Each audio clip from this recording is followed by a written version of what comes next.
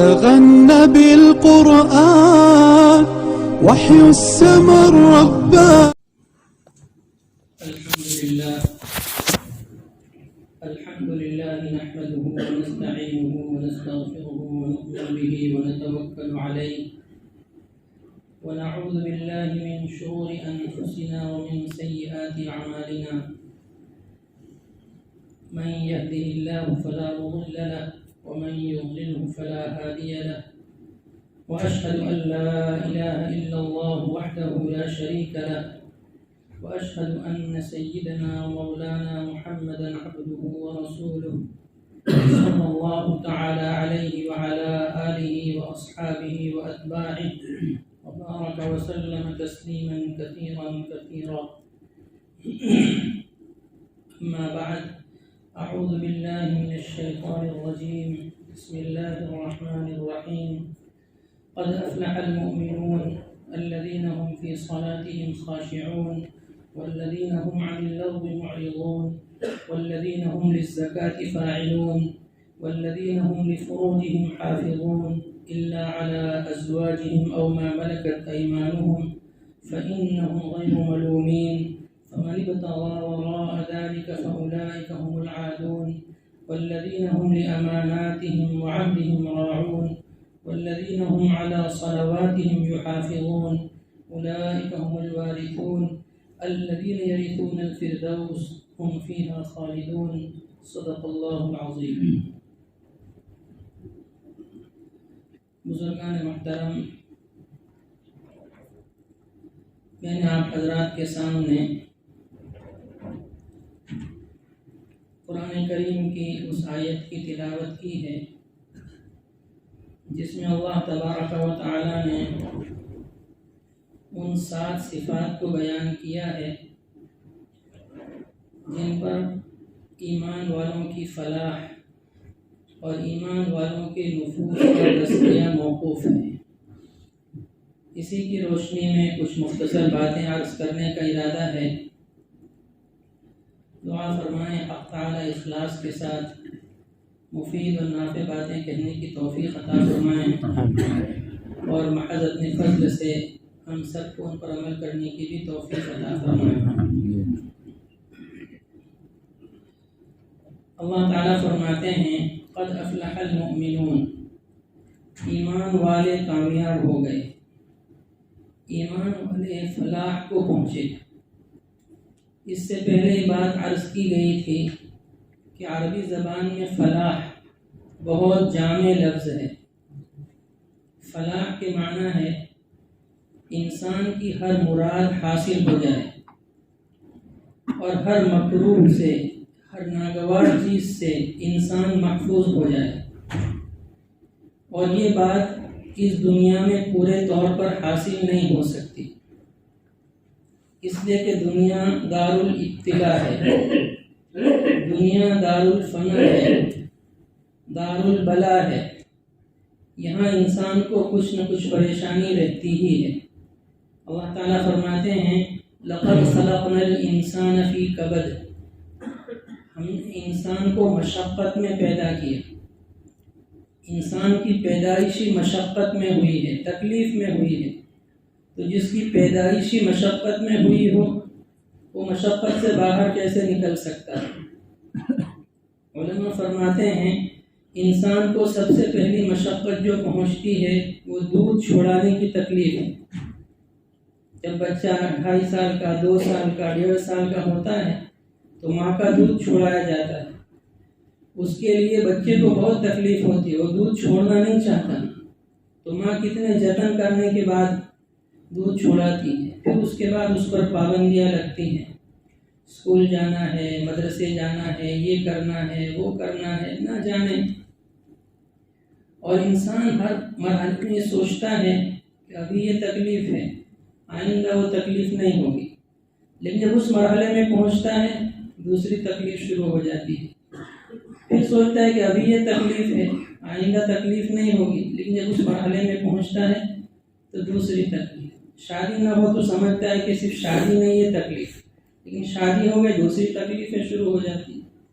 شادی کے بعد اولاد نہ ہو تو سمجھتا ہے کہ یہ تکلیف، لیکن جب اولاد ہو گئی تو دوسری تکلیفیں شروع ہو جاتی. اولاد چھوٹی ہو تو سمجھتا ہے کہ یہ تکلیف، اس کے بعد کوئی تکلیف نہیں. اولاد بڑی ہو دوسری تکلیف، پوری زندگی اسی میں گزر جاتی ہے یہاں تک کہ قبر کے گڑھے میں پہنچتا ہے. انسان کو مرتے دم تک اس دنیا میں چین سکون، اگر چین سکون ہے تو صرف اس کو جس کا اللہ سے تعلق مضبوط ہے، جو اللہ کے فیصلے پہ راضی ہے، جو اللہ کے فیصلے کو تسلیم کرتا ہے، اس کو سکون ملتا ہے. ورنہ جو اپنی مرضی چلاتا ہے اس کو کبھی بھی سکون نہیں ملتا. سب سے زیادہ آرام میں اللہ والے ہوتے ہیں، حالانکہ سب سے زیادہ آزمائش اللہ والوں کی ہوتی ہے. اشد الناس بلاء الانبیاء فالامثل ثم الامثل. سب سے زیادہ آزمائش انبیاء کرام کی ہوتی ہے، پھر جو انبیاء کے زیادہ مشابہ ہو، پھر جو انبیاء کے زیادہ مشابہ. جس کا انبیاء سے قرب جتنا زیادہ اتنی اس کی آزمائش زیادہ، لیکن ان کو سکون رہتا ہے، اطمینان رہتا ہے، اس لیے کہ وہ اللہ کے فیصلے پر راضی رہتے ہیں. جو پہلی آیت اس میں اللہ نے فرمایا قد افلح المؤمنون، ایمان والے فلاح میں پہنچے، ایمان والے کامیاب ہو گئے. کامیابی کے لیے پہلی شرط ایمان. جس کے پاس ایمان نہیں ہے، چاہے اس کے پاس دنیا بھر کی دولت ہو، اس کو اس زندگی کا واقعی سکون، اس زندگی کا واقعی لطف مزہ حاصل نہیں ہو سکتا. چاہے اس کے پاس کتنا مال ہو، کتنی اولاد ہو، کتنا ہی عیش ہو، کتنا آرام ہو، اس کو زندگی کا حقیقی لطف اور سکون حاصل ہو ہی نہیں سکتا. اسی لیے جتنی خودکشیاں غیر اہل ایمان میں ہوتی ہیں اتنی اہل ایمان میں نہیں ہوتی. ایمان والا کبھی خودکشی نہیں کرتا. اگر کرے گا تو وہ کرے گا جس کا ایمان کمزور ہے، اگر کرے گا تو وہ جو ایمان کی حقیقت سے ناواقف ہے. لیکن غیر تھوڑی سی تکلیف ہوتی ہے تو خودکشی کر لیتے. تو ان کے پاس مال ہے، اولاد ہے، لیکن اس سے ان کو سکون نہیں. قرآن کریم میں اللہ تعالیٰ فرماتے ہیں وَلَا تُعْجِبْكَ أَمْوَالُهُمْ وَلَا أَوْلَادُهُمْ إِنَّمَا يُرِيدُ اللَّهُ لِيُعَذِّبَهُمْ بِهَا فِي الْحَيَاةِ الدُّنْيَا وَتَزْهَقَ أَنفُسُهُمْ وَهُمْ كَافِرُونَ. اے پیارے نبی، آپ کو ان منافقین کے مال اور ان منافقین کے اولاد تعجب میں نہ ڈالیں. آپ یہ نہ سوچیں کہ تو منافق ہیں، یہ کافر ہیں، ان کو اللہ نے اتنا مال کیسے دے دیا، اللہ نے ان کو اتنی اولاد کیسے دے دی. اللہ چاہتے ہیں کہ اس مال کے ذریعے، اس اولاد کے ذریعے ان کو عذاب دیں. یہ مال ان کے لیے عذاب ہے، یہ اولاد ان کے لیے عذاب ہے. مال کا ذرا سا نقصان ہوتا ہے پریشان ہو جاتے ہیں. ہر وقت مال بڑھانے کی فکر، ہر وقت مال بڑھانے کی فکر، جتنا بھی آئے وہ ان کو کمی معلوم ہوتا ہے. برخلاف مومن کے کہ اس کے لیے مال سکون کا ذریعہ ہوتا ہے. اس کو جتنا مل جائے اس پر وہ راضی ہے، اس میں قناعت ہے، اس وجہ سے اس کو سکون ملتا ہے. تو ایمان کامیابی کے لیے پہلی چیز ایمان ہے. ایمان کے بغیر فلاح حاصل نہیں ہو سکتی. لیکن پھر آگے مکمل کامیابی کے لیے اللہ پاک نے 7 صفات بیان کی. جیسے کل جو آیت تلاوت کی تھی اس میں 5 صفات بیان کی تھی. ان آیات میں اللہ پاک نے 7 صفات بیان کی. جن مومنین میں 7 صفات ہوں گی وہ آخرت میں مکمل کامیاب ہوں اور دنیا میں اتنے کامیاب ہوں گے جتنی اس دنیا میں مصلحت ہے، جتنی اس دنیا میں اللہ کی حکمت ہے، جتنی اس دنیا میں صلاحیت ہے. پہلی صفت الذین هم فی صلاتهم خاشعون، وہ مومن جو اپنی نمازوں میں خشوع خضوع اختیار کرتے ہیں. نماز بھی پڑھتے ہیں اور نماز خشوع سے پڑھتے ہیں، دھیان سے پڑھتے ہیں. خشوع کے اصل معنی سکون کے ہیں. ان کے دل میں سکون ہوتا ہے. دل میں سکون کا مطلب یہ ہے کہ اللہ کے علاوہ دوسری چیزوں کا خیال بالقصد نہیں لاتے، ارادتاً دوسری چیز کا خیال اپنے دل میں نہیں لاتے. ان کا دل اللہ کی طرف متوجہ ہوتا ہے. یہ ہے خشوع. تو ان کے دل میں سکون ہوتا ہے. وہ غیر اللہ کا خیال دل میں بالقصد نہیں لاتے، دھیان سے توجہ سے پڑھتے ہیں. اور اسی توجہ کا اثر ہوتا ہے، اسی دھیان کا اثر ہوتا ہے کہ ان کے اعضاء میں سکون ہوتا ہے. وہ کپڑے سے نہیں کھیلتے، وہ بدن سے نہیں کھیلتے، وہ ادھر ادھر نہیں دیکھتے، وہ پوری توجہ کے ساتھ نماز پڑھتے ہیں. ایک صحابی کو دیکھا نبی کریم صلی اللہ علیہ وسلم نے کہ وہ اپنی داڑھی سے کھیل رہا ہے. تو آپ علیہ السلام نے فرمایا اگر اس کے دل میں خشوع ہوتا تو یہ اپنے اعضاء سے نہ کھیلتا. آدمی اپنے اعضاء سے اسی وقت کھیلتا ہے جبکہ دل میں توجہ نہ ہو، دل میں خشوع نہ ہو. تو نماز بھی پڑھتے ہیں اور نماز خشوع کے ساتھ پڑھتے ہیں، ایمان کے ساتھ پڑھتے ہیں، آداب کے ساتھ پڑھتے ہیں. یہاں نماز کو مفرد لایا گیا، واحد لایا گیا، اس لیے کہ اس سے ساری نمازیں مراد ہیں. چاہے فرض نماز ہو، چاہے واجب نماز ہو، چاہے سنت ہو، مؤکدہ ہو، غیر مؤکدہ ہو، نوافل ہو، ساری نمازوں میں وہ خشوع اختیار کرتے ہیں. اور خشوع فی الصلاۃ کو مقدم کیا نماز کی اہمیت کی وجہ سے. ساری عبادات میں سب سے زیادہ اہم عبادت نماز ہے. روزے کے مقابلے میں، حج کے مقابلے میں، زکوٰۃ کے مقابلے میں زیادہ اہمیت نماز. اسی لیے سب سے پہلے نماز فرض ہوئی. سن 10 نبوی میں آپ علیہ الصلوۃ والسلام پر نماز فرض ہوئی. اس سے پہلے نماز نہیں تھی. اور سارے احکام زمین پر آئے اور اللہ پاک نے نماز آسمانوں پر دی. بالغ ہونے سے لے کر مرتے دم تک کسی وقت کی کوئی نماز مرد سے معاف نہیں. عورتوں کے لیے کچھ دنوں کی رخصت ہے، کچھ دنوں کی چھٹی ہو جاتی ہے، لیکن مرد کے لیے بالغ ہونے سے لے کر مرتے دم تک کسی وقت کی کوئی نماز معاف نہیں. کھڑے کھڑے نہ پڑھ سکے تو بیٹھ کر پڑھے، بیٹھ کر نہ پڑھ سکے لیٹ کر پڑھے، اشارے سے پڑھے. اور نماز تمام عبادات کی جامع ہے. نماز میں روزہ بھی ہے، نماز میں زکوٰۃ بھی ہے، نماز میں حج بھی ہے، نماز میں ذکر بھی، ہر قسم کا ذکر ہے. سبحان اللہ اس میں ہے، الحمدللہ اس میں ہے، اللہ اکبر اس میں ہے، لا الہ الا اللہ اس میں، ہر قسم کا ذکر. تلاوت اس میں جو افضل ذکر ہے. نماز میں روزہ ہے. جب تک آدمی نماز پڑھتا ہے کھا نہیں سکتا، پی نہیں سکتا. کھائے گا پیے گا نماز ٹوٹ جائے گی. نماز میں زکوٰۃ بھی ہے، اس لیے کہ نماز کے لیے بقدر ضرورت سطر کا چھپانا ضروری ہے، اور سطر کے لیے کپڑے کی ضرورت ہے، اور کپڑے میں کچھ نہ کچھ پیسہ لگے گا. تو نماز میں زکوٰۃ بھی ہے. نماز میں حج بھی ہے. آدمی رخ اپنا قبلے کی طرف کرتا ہے. جیسے حج کعبۃ اللہ میں جا کر ہوتا ہے، وہاں طواف کرنا پڑتا ہے، تو اسی طریقے سے آدمی پہلا رخ اپنا کعبے کی طرف کرتا ہے. اگر کعبہ معلوم نہیں ہے تو پوچھ کر کعبہ معلوم کرے، لوگوں سے پوچھے کعبہ کدھر ہے، رخ کرے. کوئی بتانے والا نہیں تو تحری کرے، سوچے کدھر ہو سکتا ہے اور ادھر رخ کر کے نماز پڑھے. تو نماز جامع عبادت ہے. اور یہ انسانوں کی نماز کی خصوصیت ہے کہ اس میں قیام بھی ہے، اس میں رکوع بھی ہے، اس میں سجدہ بھی ہے، قعدہ بھی ہے، برخلاف دیگر مخلوقات کے کہ ان کی نماز میں سارے ارکان نہیں ہیں. بعض فرشتے سجدے میں ہیں، ان کو رکوع کی اجازت نہیں. بعض رکوع میں ہیں، ان کو سجدے کی اجازت نہیں. بعض قیام میں ہیں، ان کو رکوع سجدے کی اجازت نہیں.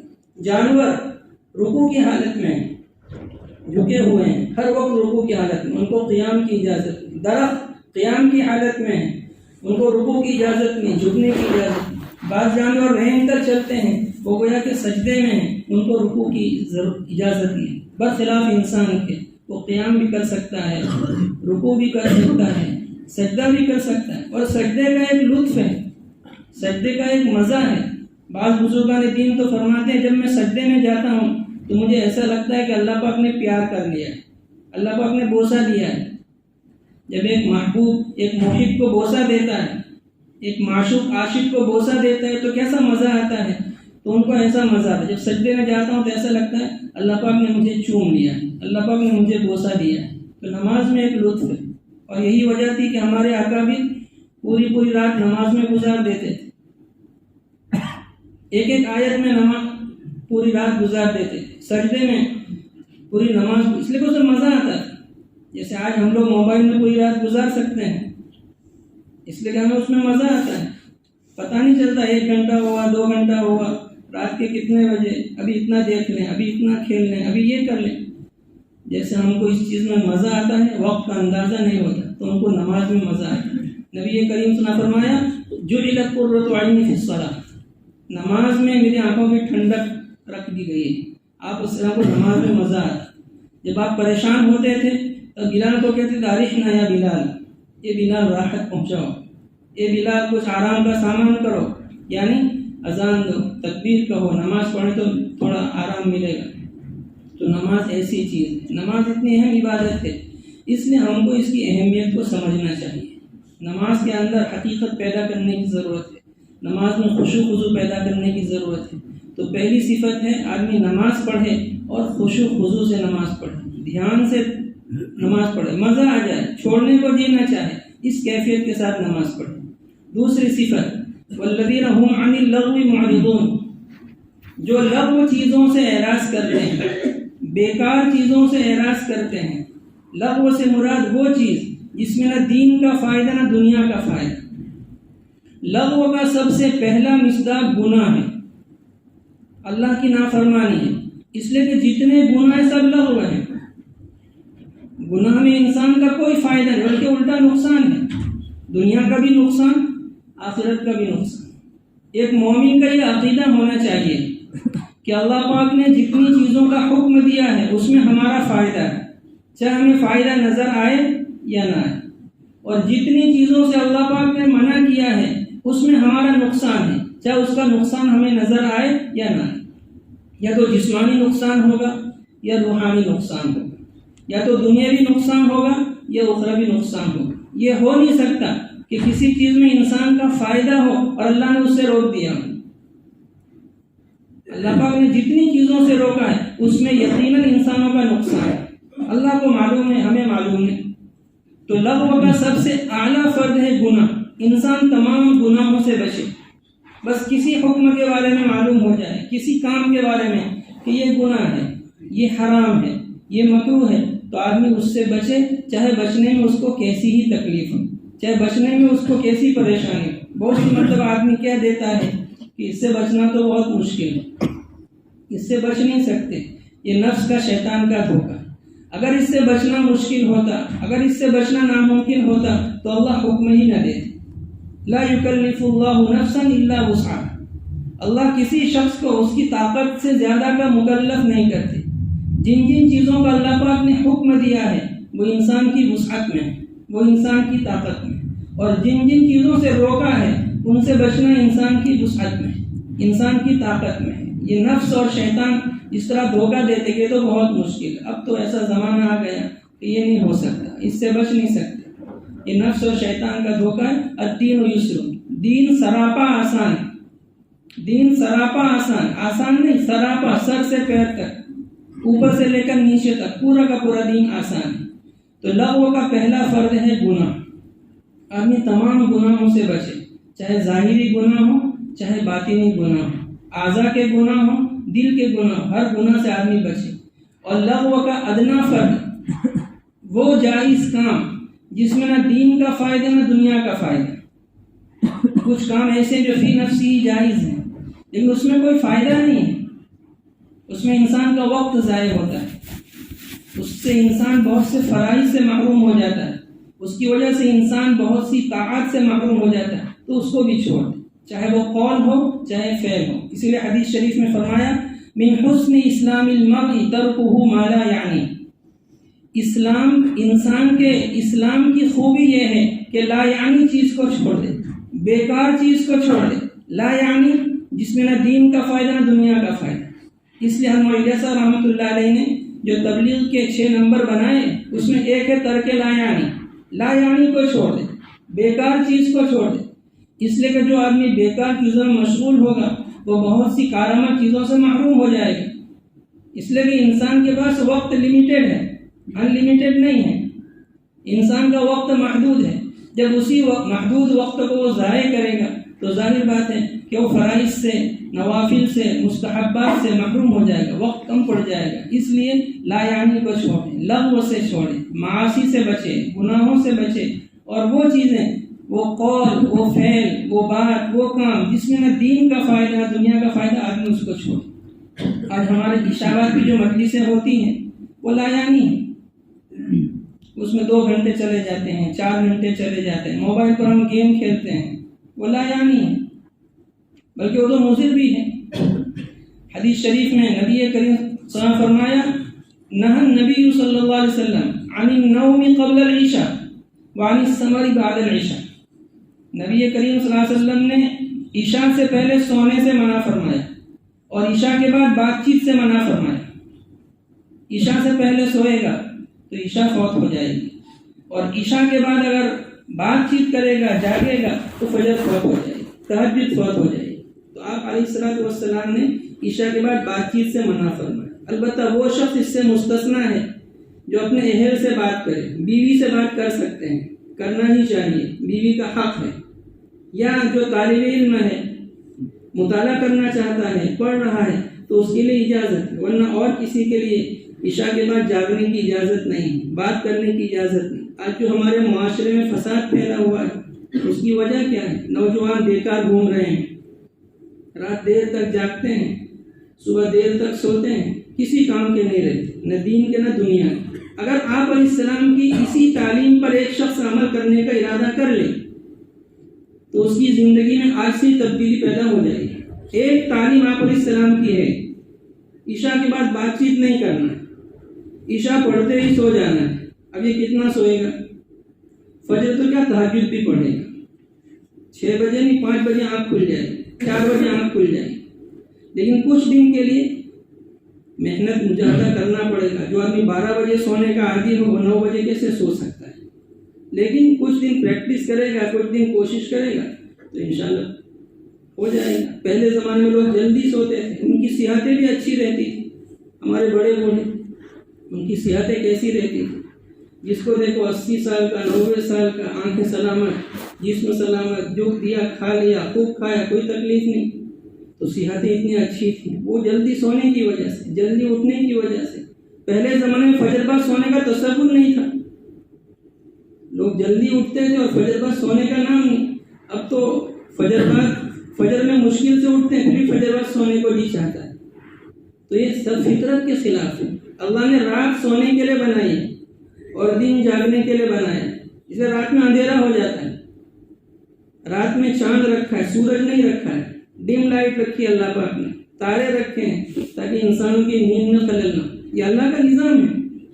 اگر انسانوں پر اس کو چھوڑ دیا جاتا تو انسان کے لیے آرام کرنا مشکل ہو جاتا۔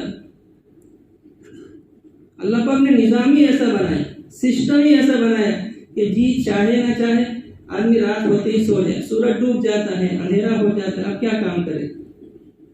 اور صبح سورج نکل جاتا ہے، اب سونا چاہے تو بھی نیند نہیں آئے گی۔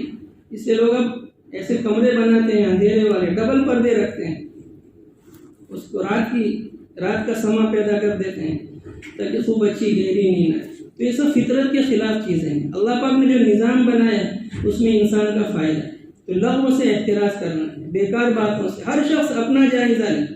آج ہماری تکلیف ہے کہ ہم دوسروں کو دیکھتے ہیں جس کی وجہ سے ہماری اصلاح نہیں ہوتی اور دوسرے کی بھی نہیں ہوتی، اور جھگڑے ہوتے ہیں کہ تو مجھے کیوں کہہ رہا، تو اپنی سنبھال، تو اپنی نبیڑ۔ تو ہر ایک اپنا جائزہ لے، میں کن کن لغو کاموں میں مبتلا ہوں، میں کن کن گناہوں میں مبتلا ہوں، مجھے اس کو چھوڑنا ہے۔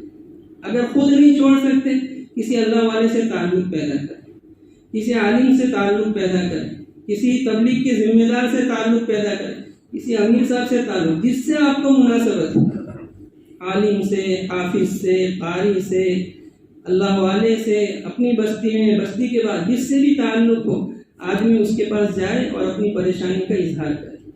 تو انشاءاللہ کچھ دن میں ان کی دعا سے، ان کی توجہ سے، ان کی تعلیم سے، ان کی 2 باتیں سننے سے وہ بات چھوٹ جائے گی۔ تو لغو سے احتراز کرنا ہے، بیکار کاموں سے، گناہوں سے، تو ہماری زندگی کارآمد کاموں کی طرف منعطف ہوگی، ہماری زندگی کارآمد کاموں میں خرچ ہوگی، ورنہ پھر زندگی گزر جائے گی۔ ہم سوچیں ہمارے پاس زندگی کتنی ہے، 60 سال کی، 70 سال کی، اس میں 15 سال تو ایسے ہی نکل گئے، اور کتنا وقت تو ہمارا سونے میں گزر جاتا ہے، تو ہمارے پاس وقت بچا کتنا۔ اس لیے زندگی اللہ پاک نے ہمیں آخرت بنانے کے لیے دی ہے، اعمال کرنے کے لیے دی ہے۔ حدیث شریف میں آتا ہے جنت میں جانے کے بعد جنتی کو کسی چیز کا افسوس نہیں ہوگا، صرف اس گھڑی پر افسوس ہوگا جو بغیر ذکر کے گزر گئی ہو۔ آپ سوچیں 1 منٹ میں آدمی کتنا ذکر کر سکتا ہے، کتنی مرتبہ سبحان اللہ کہہ سکتا ہے، جنت میں کتنے درخت لگا سکتا ہے، کتنی مرتبہ درود شریف پڑھ سکتا ہے، کتنے درجات حاصل کر سکتا ہے۔ ایک درود شریف آدمی پڑھتا ہے تو 10 نیکیاں اس کے نامہ اعمال میں لکھی جاتی، 10 گناہ معاف ہوتے ہیں اور 10 درجے بلند ہوتے ہیں۔ 1 منٹ میں کم از کم آدمی 20 مرتبہ درود شریف پڑھ سکتا ہے، اطمینان سے اگر پڑھے تب بھی۔ تو 20 کو 10 میں ضرب دیجئے تو کتنی نیکیاں ہو گئیں، کتنے درجے بلند ہو گئے، کتنے گناہ معاف ہو گئے۔ تو انسان کے پاس جو وقت ہے وہ بہت قیمتی ہے، ہمیں اپنے وقت کو ضائع کرنے سے بچانا ہے۔ تیسری صفت اللہ پاک نے بیان کی، والذین هم للزکاة فاعلون، جو زکوٰۃ ادا کرتے ہیں یا جو اپنے نفوس کا تزکیہ کرتے ہیں۔ اس کی دو تفسیریں علماء نے کی ہیں۔ زکوٰۃ ادا کرتے جو مالی حق ہے، اللہ پاک نے جس کو نصاب کا مالک بنایا ہے اس کے اوپر ایک بہت معمولی مقدار فرض کی۔ آج میں نے مفتی صاحب سے پوچھا تو انہوں نے فرمایا کہ جس کے پاس 48,000 روپیے ہوں اور اس پر پورا سال گزر گیا ہو، ایک سال اس کے پاس 48,000 روپے رہے تو اس پر 2.5% زکوٰۃ واجب، 97.5 خود رکھے اور 2.5% اللہ کی راہ میں۔ اگر 1,00,000 روپے کسی کے پاس ہے تو 2,500 زکوٰۃ واجب ہوگی، 97,500 آپ رکھیں۔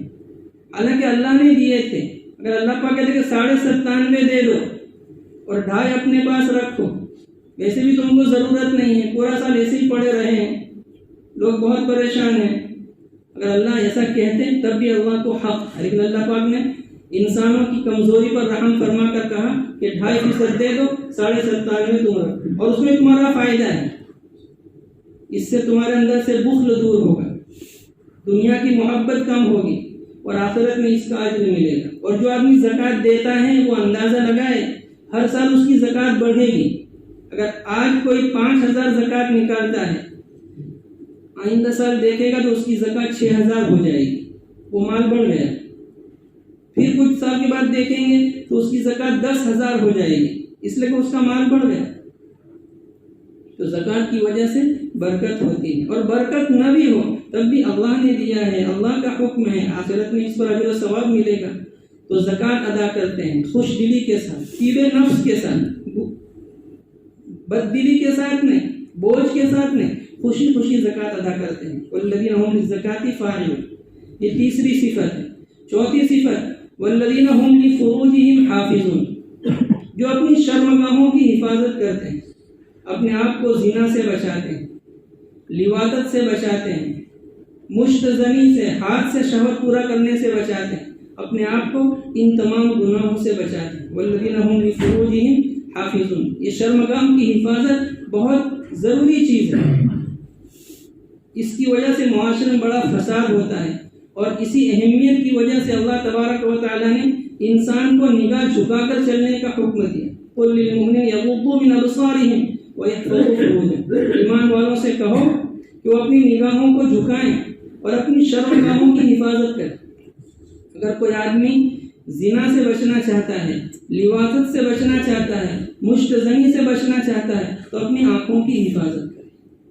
پہلے تو آنکھوں کی حفاظت راستے پر کرنا پڑتی تھی، اب تو گھر میں بھی آنکھوں کی حفاظت کرنا پڑتی ہے، اس لیے کہ ہر ایک کے پاس موبائل ہے، اور موبائل میں اتنی فواحش ہیں، اتنی غلط تصویریں ہیں، اتنے غلط ویڈیو ہیں کہ انسان کا بچنا مشکل۔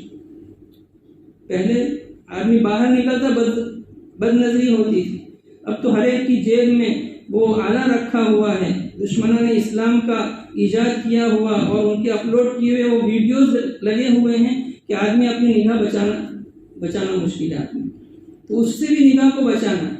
جو آدمی اس کے غلط دیکھنے کا عادی ہو جاتا ہے وہ اپنی شہوت غلط طریقے سے پورا کرتا ہے، اسی موبائل سے کتنے غلط تعلقات قائم ہو جاتے ہیں، اور اگر غلط تعلقات نہیں ہوتے تو آدمی غلط طریقے سے اپنی شہوت کو پورا کرتا ہے۔ تو اس کے لیے ہمیں اپنی نگاہ کو بچانا ہے، چاہے راستہ چل رہے ہوں یا تنہائی میں کمرے میں ہوں، بہرحال اپنی نگاہ کی حفاظت، تبھی جا کر آدمی اپنی شرمگاہ کی حفاظت کر سکتا ہے، حرام چیزوں سے بچ سکتا ہے۔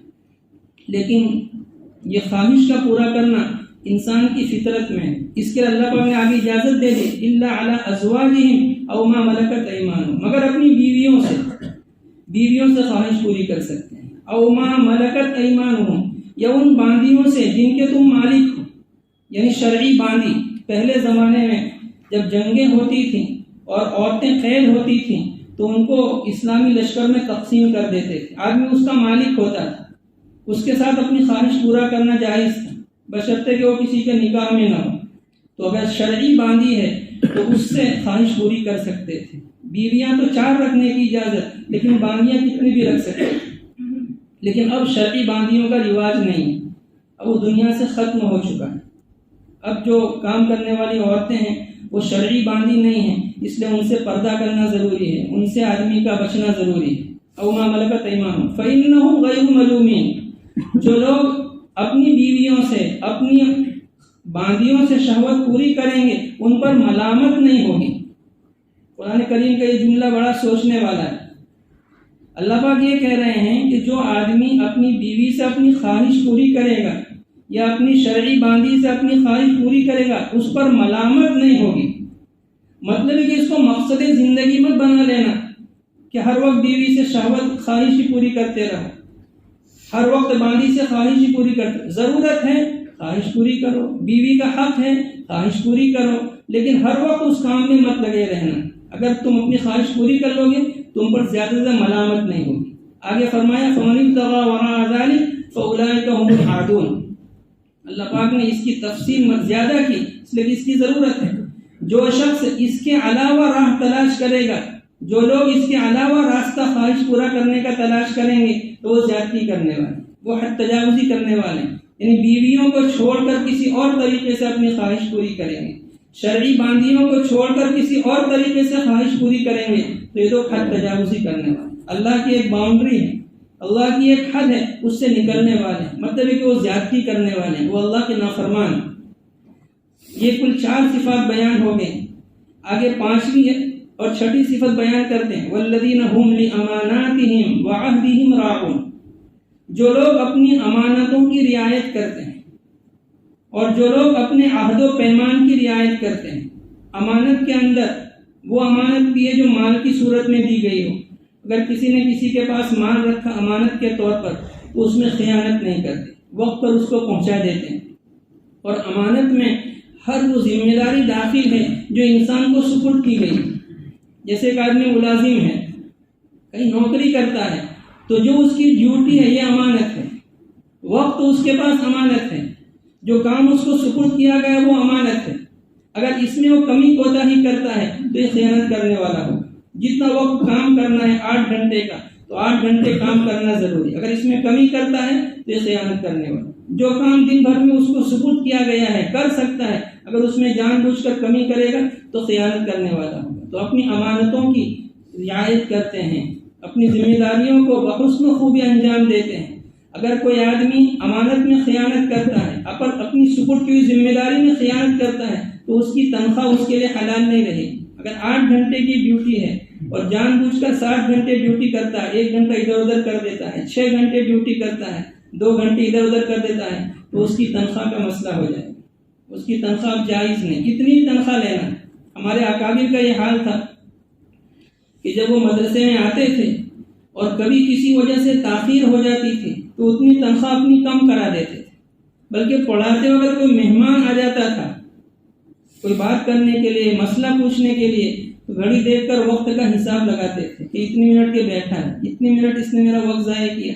مہینے کے آخر میں اتنی تنخواہ کم کرا دیتے. حالانکہ وہ آیا مسئلہ پوچھنے کے لیے، حالانکہ وہ آیا دینی بات چیت کرنے کے لیے، لیکن پھر بھی وہ اتنا لحاظ کرتے تھے. تو یہ جو جتنے ملازمین ہیں، جتنے نوکری کرنے والے ہیں، ان کے لیے جو وقت ہے، جو ڈیوٹی ہے، وہ بھی امانت میں داخل. وعہدہم راعون، اور اپنے عہد و پیمان کی رعایت کر. اگر کسی سے عہد ہو گیا ہے، معاہدہ ہو گیا ہے، کسی سے وعدہ ہو گیا ہے تو اس کو پورا کرتے ہیں، وعدہ خلافی نہیں کرتے.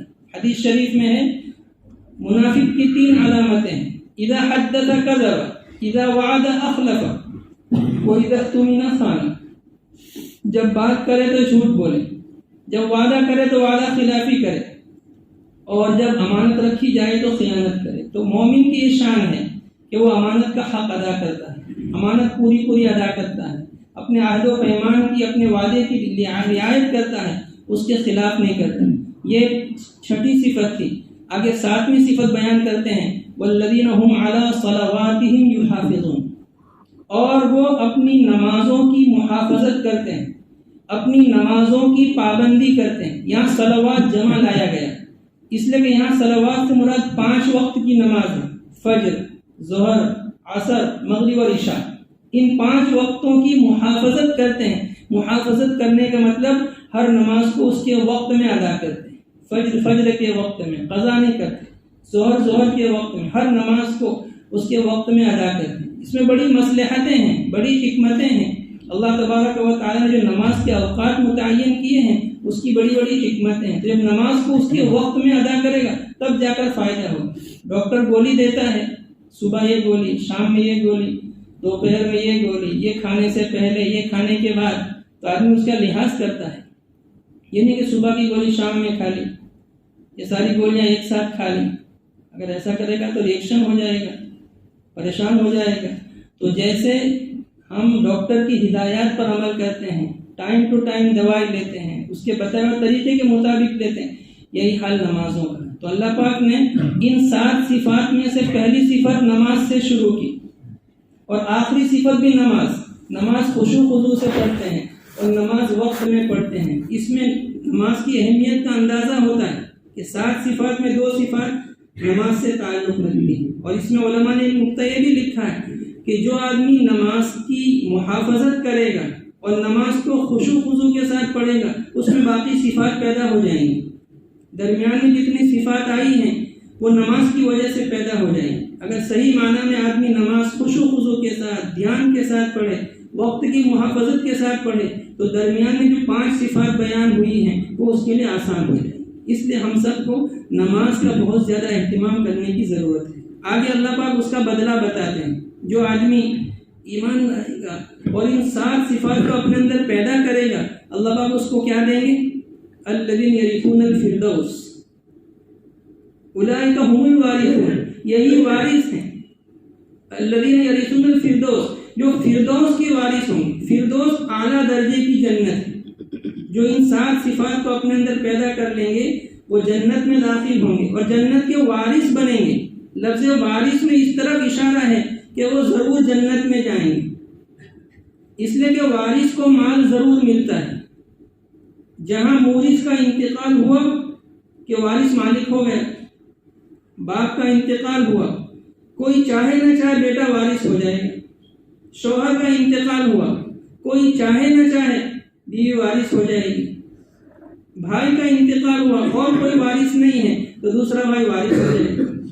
تو وارث کے مالک ہونے میں کوئی شک شبہ نہیں، کسی کے عمل کو دخل نہیں، خود وارث کے عمل کو بھی دخل نہیں۔ تو اس میں اس طرف بھی اشارہ ہے کہ جنت ملے گی اللہ کے فضل سے ملے گی اور اس کو کوئی روک نہیں سکتا، ضرور مل کر رہے گی۔ جیسے میراث مورث کے انتقال پر وارث کو ملتی ہی ہے، کوئی روک نہیں سکتا اور اس میں اس کے کسب کو دخل نہیں۔ اسی طریقے سے ان حضرات کو جنت ضرور ملے گی، لیکن جنت ملنے میں ان کے کسب کو دخل نہیں، یہ اللہ کا فضل ہے، اللہ اپنے فضل سے دیں گے۔ یرثون الفردوس ہم فیہا خالدون، اور وہ اس میں ہمیشہ ہمیشہ رہیں گے۔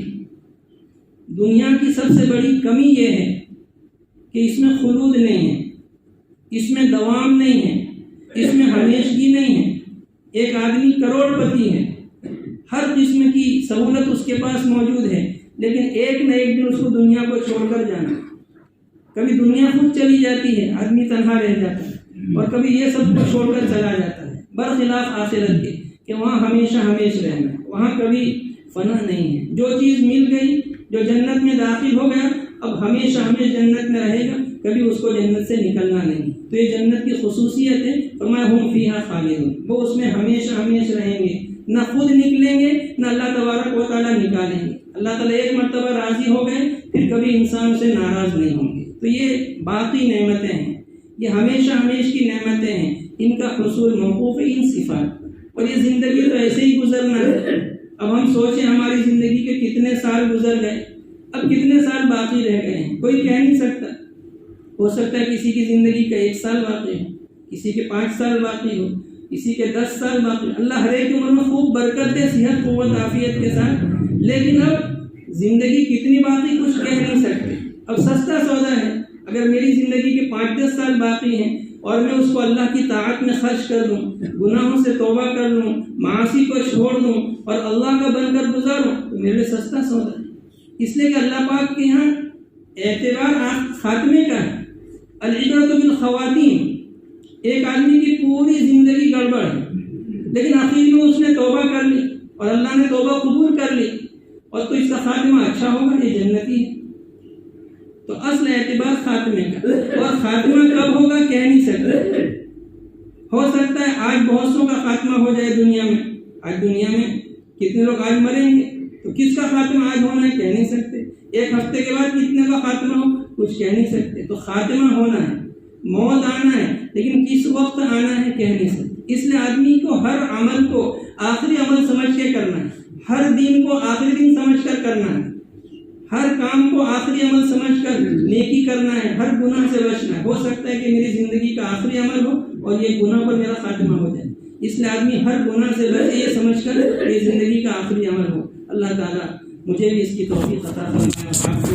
آمین. وآخر دعوانا الحمد للہ.